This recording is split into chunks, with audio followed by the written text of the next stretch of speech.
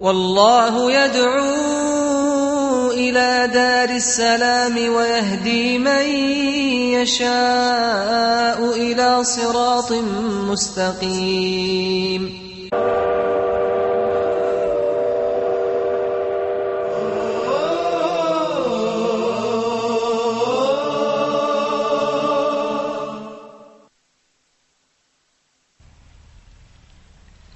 Bismillah, alhamdulillah. You're watching Lifting the Fog, a program designed to remove the misconceptions, misunderstandings, and misrepresentations about Islam and what it contains.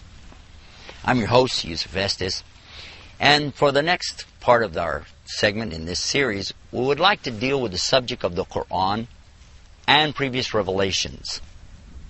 One of the things that comes to us, many times we receive questions from people, emails, etc., and they'll ask us, how come Muslims don't believe in the Bible, yet it says in their book, meaning the Qur'an, that the Bible was from Allah?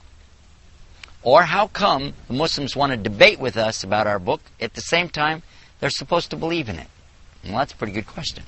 Others will say, well, didn't Muhammad, peace be upon him, really just find an old copy of the Bible and he just copied it? Another good question. Did Muhammad come up with something brand new and just claim that it was from God and try to imitate some of the things that he heard about the Bible? It's a fair question.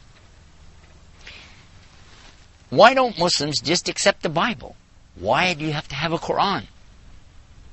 All of these questions, I think, are answered in our minds a lot easier when we translate the understanding rather than just a word. To begin with, the word Qur'an actually has a meaning, and we need to go to the source to find out what it is in the Arabic language.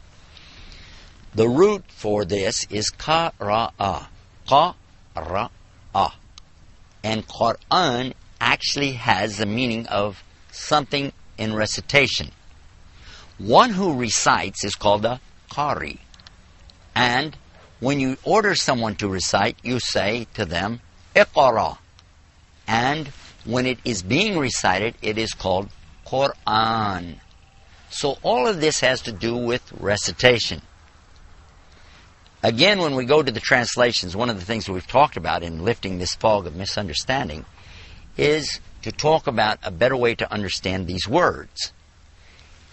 The word here can be translated, Qur'an, as something to read, as in to stand before some group and recite to them or give a reading.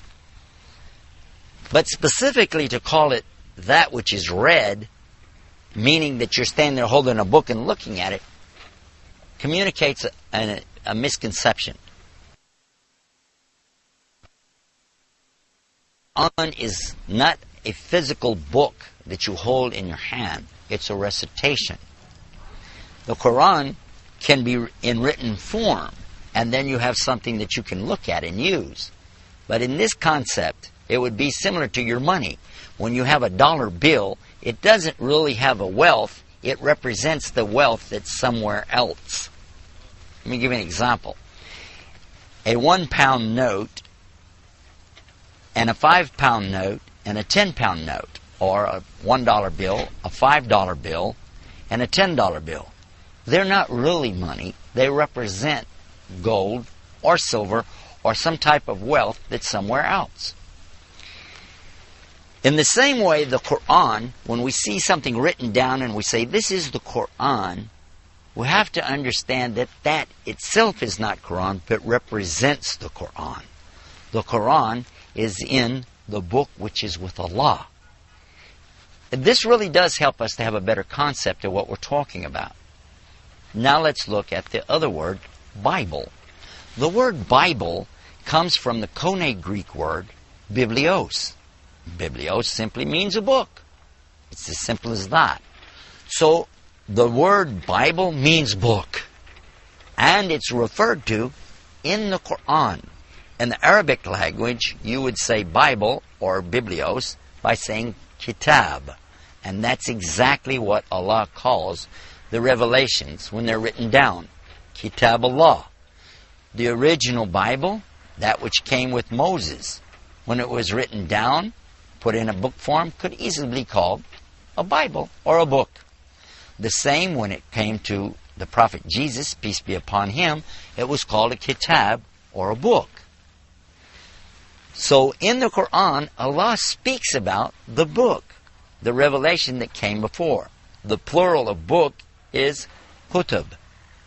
And it says in the Qur'an that Muslims need to believe in Allah, His angels, and His books. Kutubihi, Allah's books.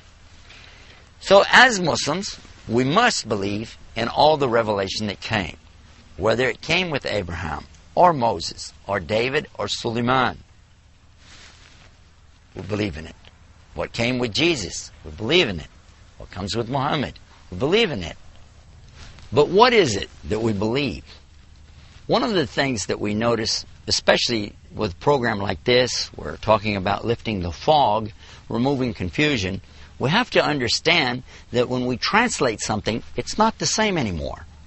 In fact, that's what the word translate means. It means to change something. So obviously it's not as it was. Whenever the Qur'an is interpreted into the English language, it loses a lot right away. It doesn't convey exactly the same meaning.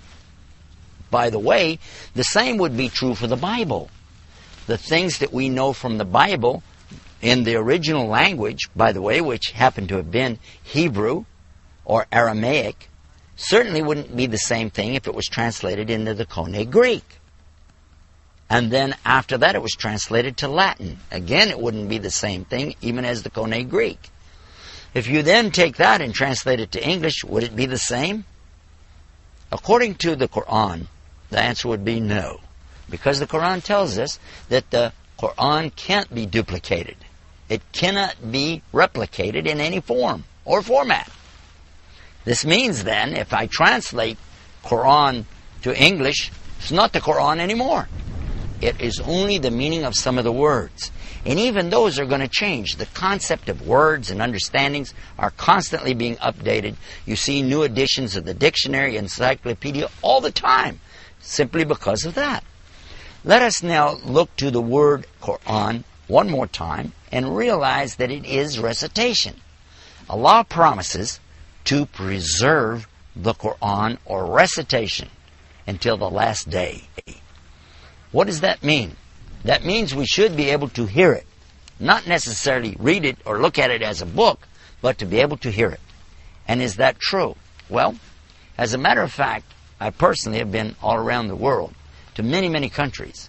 And I have observed that this same exact recitation or Qur'an is being recited in all of these countries. In Indonesia and in Saudi Arabia, in India and in Pakistan, in Egypt and Morocco, in Turkey. These are Muslim countries, all having the exact same recitation of the Qur'an. But did you know that's the same one also in non-Muslim countries? Sweden, Denmark, Ireland, England, Germany, France, and guess what? Even in America. It's the same exact recitation. Not a jot, not a dot, not a letter difference.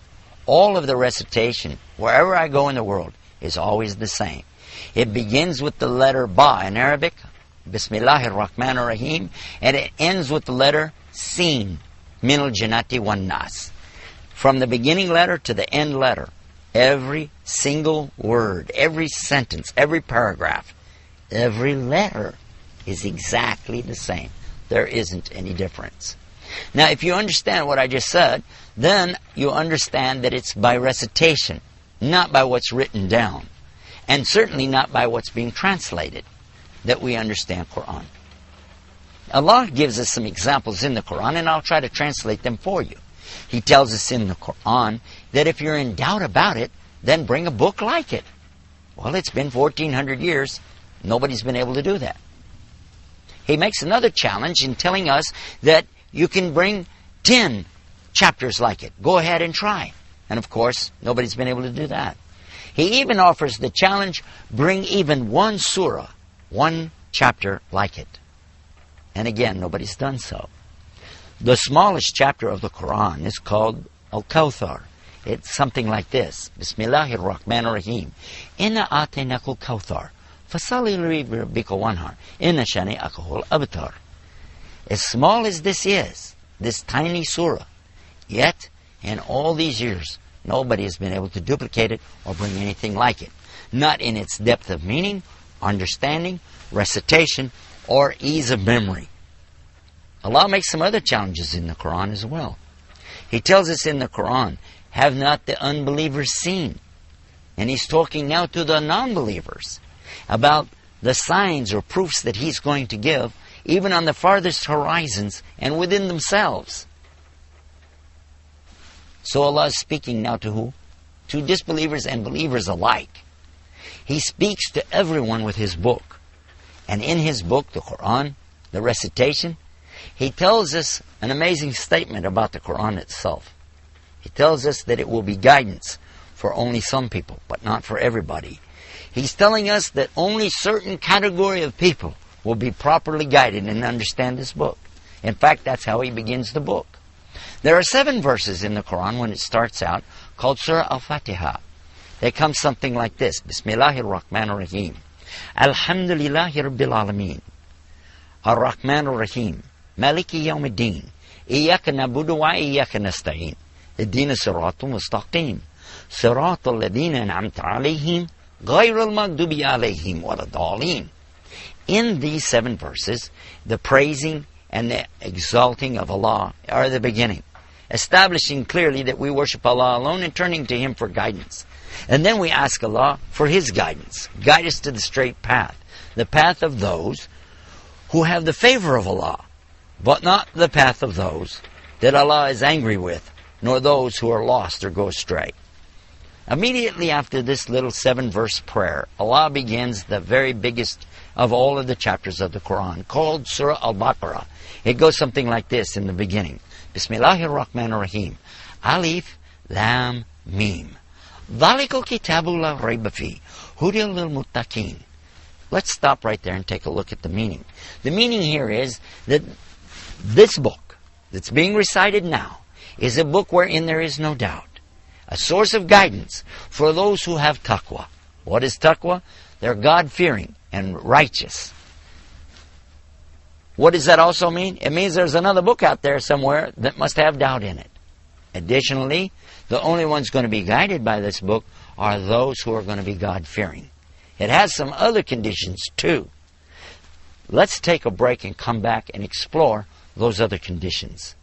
You're watching Clearing the Fog, the Misconceptions of Islam.